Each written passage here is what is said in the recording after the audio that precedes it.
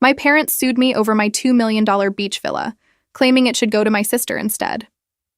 I stood in the courtroom, watching my mother dab fake tears while my father's lawyer argued that as the eldest daughter, I had a moral obligation to share my success with Vanessa, who was still finding her path. My sister sat between them, scrolling through her phone, probably posting another gratitude selfie for her 3,000 followers. When the judge asked if I had anything to say, I smiled, opened my briefcase, and pulled out a stack of documents that made my parents' attorney go pale. My name is Maya Elizabeth Sterling. I'm 32 years old, and I'm a senior architect at one of Raleigh's most prestigious firms. The beach house they were trying to steal from me wasn't a gift, an inheritance, or a lucky break. I bought it 3 years ago with money I saved from 7 years of 80-hour work weeks, living in a cramped studio apartment and eating meal-prepped chicken and rice while my parents funded Vanessa's artist journey through Europe. Every square foot of that 4-bedroom oceanfront property in Outer Banks represented sacrifices my family never acknowledged and achievements they consistently dismissed as just architecture. The courtroom felt suffocating despite the air conditioning, the recycled air thick with my parents' entitlement, and my sister's practiced victimhood. My mother kept glancing at the gallery where several of her country club friends sat, maintaining her performance of the wounded matriarch. My father's jaw was clenched so tightly I could see the muscles jumping beneath his skin, that same expression he wore when I chose architecture school over the sensible business degree he demanded. But what really twisted the knife was Vanessa's expression, or lack thereof. She looked bored, entitled, like this courthouse was just another inconvenient stop before her next brunch reservation. She had no idea what was coming. None of them did. Growing up in Charlotte, I learned early that love in the Sterling household was conditional and unevenly distributed. Vanessa arrived when I was 4 years old, and from that moment, the family dynamic shifted irrevocably. Where I was expected to maintain straight A's, participate in approved extracurriculars, and follow a predetermined path toward financial stability, Vanessa was encouraged to explore her creativity and find her authentic self.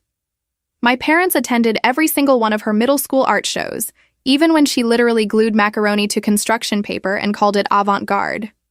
Meanwhile, they missed my high school graduation because they were driving Vanessa to a pottery workshop 3 hours away. The favoritism wasn't subtle. When I was 16 and won a statewide architecture competition, my father's response was to ask if the prize money would cover my college application fees, because he wasn't paying for me to doodle buildings for a living. When Vanessa was 16 and failed her driver's test for the 3rd time, they bought her a brand new Audi to practice with. I worked 3 part-time jobs throughout high school, graduated with a 4.0 GPA, and earned a full academic scholarship to NC State's architecture program. Vanessa barely graduated, took a gap year that turned into 3, and my parents funded her entire extended adolescence without complaint. College intensified the disparity. While I juggled coursework, internships, and my jobs, Vanessa bounced between community college classes she never completed, a series of short-lived passion projects, and an Instagram account where she posted photos of herself looking pensively at sunsets. My parents sent her $800 monthly for living expenses, while I survived on ramen and student loans. When I graduated summa cum laude and landed my position at Anderson & Associates, my mother's comment was, "Well, at least you'll be able to support yourself now." When Vanessa posted her first sponsored Instagram story for a local coffee shop, they threw her a party and invited everyone they knew. The beach house purchase 3 years ago was my line in the sand. After 7 years at the firm, I had been promoted to senior architect, survived the pandemic housing market chaos, and managed to save $120,000 for a down payment. I sold the modest condo I had scrimped to buy at 25, adding another $80,000 to my funds. The villa in Outer Banks had been on the market for months. The sellers motivated after their divorce. I negotiated hard, used every bit of market knowledge I had gained through my commercial real estate projects, and closed at $1,800,000, already appreciating to $2 million within 18 months. I told my parents about the purchase after closing, not before, because I knew they would find some way to insert Vanessa into the equation. I was right. The moment my mother saw photos of the 4-bedroom oceanfront property with its wraparound deck and unobstructed Atlantic views, her first question was, "Does Vanessa get a key?" Not congratulations, not acknowledgement of the achievement. Just an immediate assumption that my success should be shared with the daughter who had never worked a full-time job in her life. My father was more direct. During Sunday dinner the week after I moved in my furniture, he laid out his expectations like a business proposal. Vanessa needed a place to focus on her content creation, somewhere inspiring where she could really grow her brand. The beach house would be perfect for her. I could visit on weekends, of course, but Vanessa would be the primary resident. When I refused, actually laughed at the audacity of the suggestion, my father's face went from negotiation mode to barely controlled fury. He told me I was selfish. That family meant sharing resources, that my success was partially due to the stable foundation they provided. I reminded him of that stable foundation. The foundation where they paid for none of my education, none of my living expenses past age 18, none of my professional development. The foundation where I worked 40 hours a week while carrying 18 credit hours. The foundation where I chose between textbooks and groceries regularly. The foundation where they missed my college graduation because Vanessa needed help moving into her third apartment that year. My mother started crying, her go-to manipulation tactic. My father called me ungrateful. Vanessa just stared at her phone, clearly uncomfortable that her parasitic lifestyle was being examined so directly. The campaign intensified over the following months. Group texts suggesting family time at my beach house, which actually meant Vanessa wanting to throw parties for her influencer friends. My mother showing up at my Raleigh office unannounced to discuss fairness and sharing blessings. My father attempting to give Vanessa a key he didn't have, assuming I would just accept the violation. I changed my locks, installed a security system, and stopped attending family functions. The silence lasted 3 months before they escalated to lawyers. The lawsuit arrived via certified mail on a Tuesday morning. My parents were suing for unjust enrichment, claiming they had provided substantial financial and emotional support throughout my life that entitled them to partial ownership of my property. Their attorney was Marcus Webb, a country club buddy of my father's, who specialized in estate planning and apparently had minimal understanding of property law. The documents were laughably bad, filled with vague allegations and emotional appeals that would never survive a motion to dismiss. But the intent was clear: harass me into compliance, make the legal process so expensive and exhausting that I would settle by giving Vanessa access to my home. They underestimated 2 crucial factors. First, as a senior architect who had worked on dozens of commercial real estate deals, I understood property law better than their cut-rate attorney. Second, I had been documenting their favoritism and my financial independence for over a decade, not because I anticipated this exact scenario, but because I learned early to protect myself with evidence. Every rejected request for college help, every missed event, every dollar they gave Vanessa while giving me nothing, I had recorded meticulously. I wasn't paranoid. I was prepared. My attorney, Jennifer Rao, was a property litigation specialist I had worked with on firm projects. She took one look at the Sterling lawsuit and smiled in a way that made me glad she was on my side. "This is going to be fun," she said, already drafting our response. "They've essentially admitted in their complaint that they provided you with nothing while funding your sister's lifestyle. Every argument they make helps our case."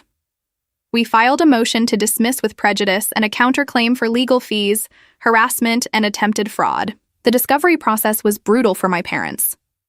Jennifer subpoenaed their financial records, showing the exact amounts given to Vanessa over the years, $170,000 in direct payments since she turned 18, not including the car, the travel, the rent.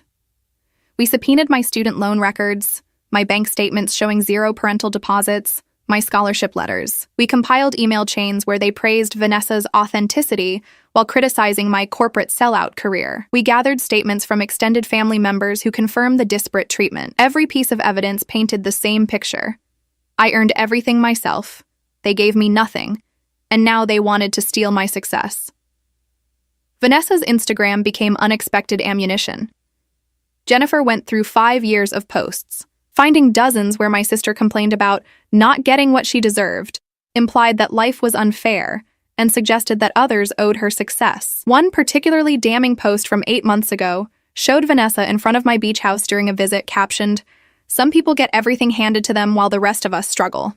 The comment section was full of her followers agreeing, sympathizing, validating her victimhood. Jennifer printed every single post in color for the judge.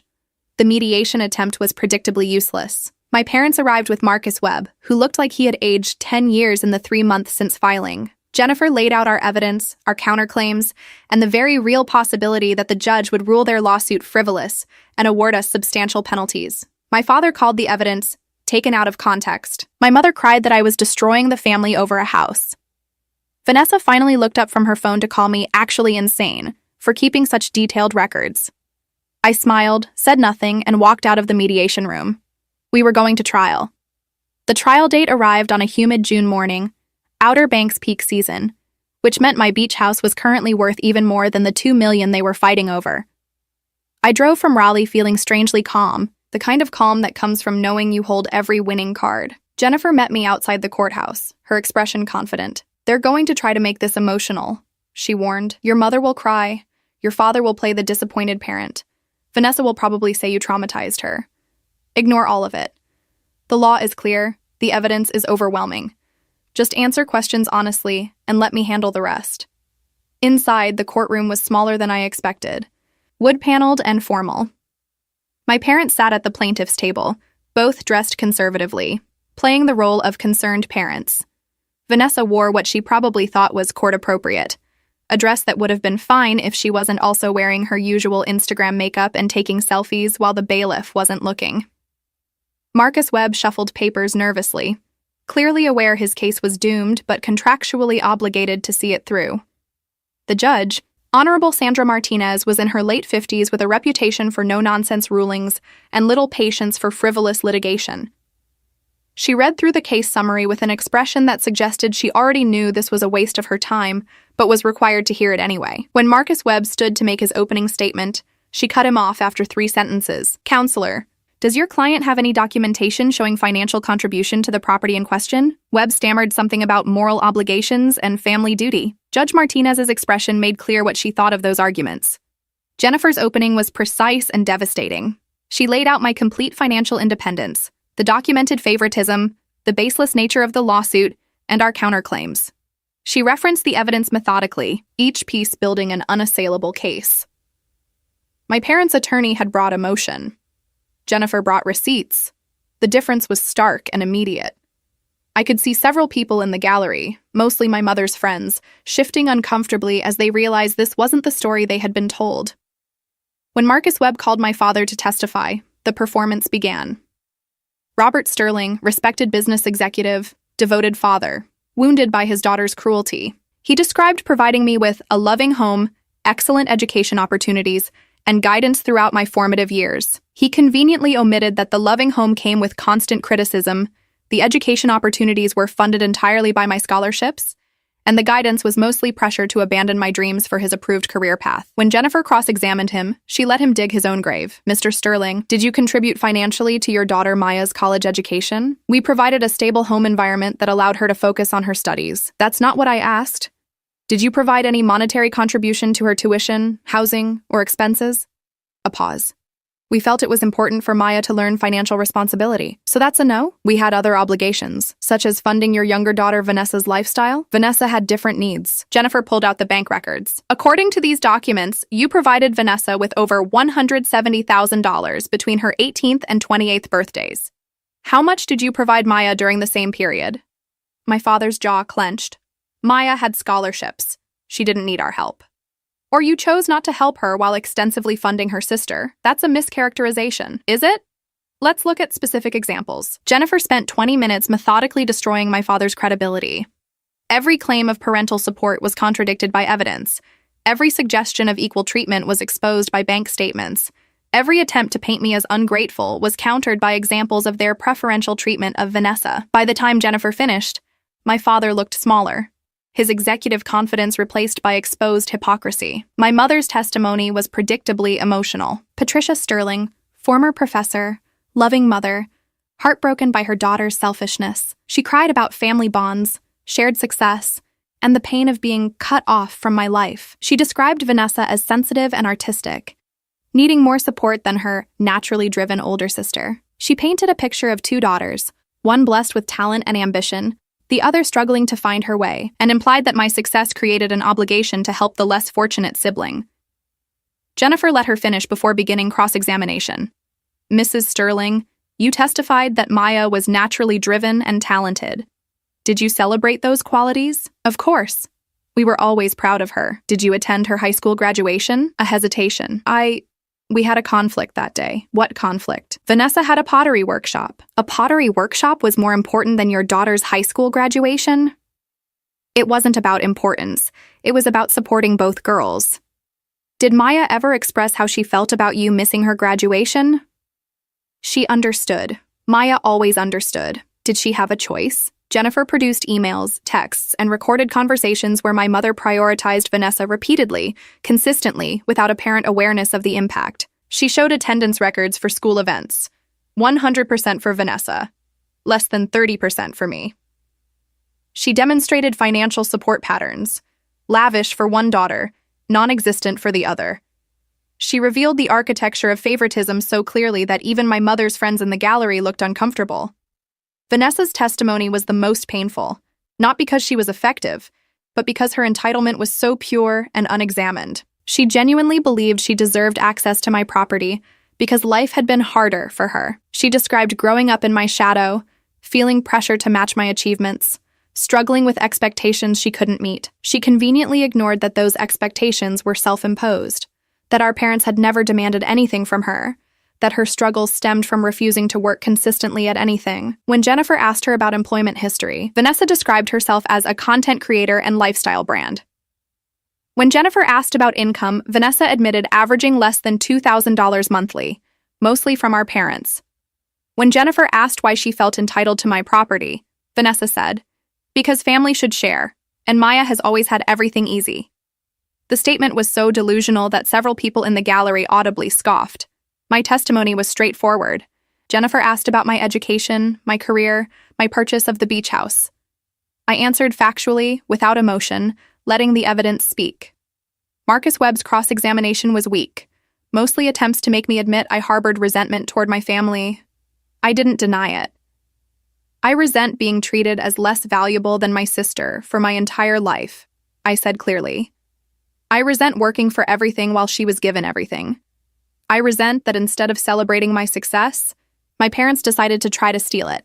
Yes, I'm resentful, but that doesn't change the fact that this property is legally mine, earned through my work, and they have absolutely no claim to it. The closing arguments were anticlimactic. Marcus Webb made emotional appeals about family and fairness that had no legal foundation. Jennifer methodically summarized the evidence, the law, and the frivolous nature of the lawsuit. Judge Martinez took 15 minutes to review her notes before rendering a verdict from the bench, rather than taking time for a written opinion. That alone told me everything. "This case is without merit," Judge Martinez began, her voice carrying the weight of judicial frustration. "The evidence overwhelmingly shows that defendant Maya Sterling purchased the property in question with her own funds, maintains sole ownership, and has no legal or moral obligation to share that property with her family. The plaintiff's claims of unjust enrichment are baseless and appear to be an attempt to use the courts to enforce familial pressure rather than legitimate legal grievances," she continued, and her words made my mother start crying again, though this time not theatrically. Furthermore, the evidence of disparate treatment between the plaintiff's daughters is concerning. While parents have no legal obligation to treat children identically, using the courts to retroactively claim entitlement to a successful child's assets after providing that child with substantially less support is inappropriate.